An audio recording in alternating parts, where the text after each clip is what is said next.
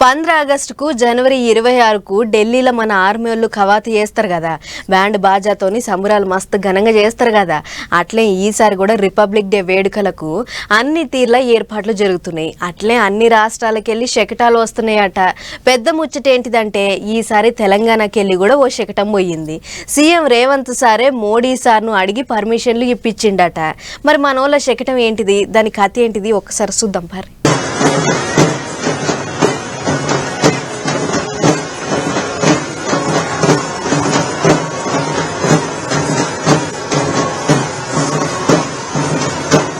జనవరి 26వ తారీఖు నాడు ఢిల్లీలో బండ్లు తిరుగుతాయి కదా, రాష్ట్రానికో బండిని ముస్తాబు చేసి పబ్లిక్కు చూపిస్తారు కదా.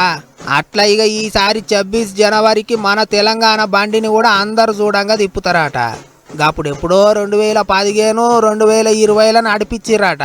మళ్ళా ఇప్పుడు 3 ఏళ్ల తర్వాత 26 జనవరి సంబురాలల్లో తెలంగాణ శకటం కనిపించబోతున్నది.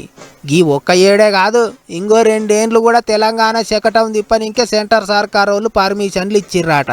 మొన్న ఢిల్లీకి పోయొచ్చా కదా సీఎం రేవంత్ సారు, అప్పుడే మోదీ సార్తో మాట ముచ్చట చేసి పర్మిషన్లు తీసుకున్నాడట.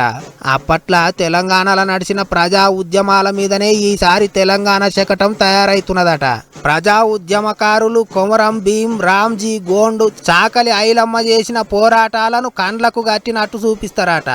మన జానపద కళలు, సాహిత్యం అందరికీ తెలిసేటట్టు శకటం తయారు చేస్తున్నారట.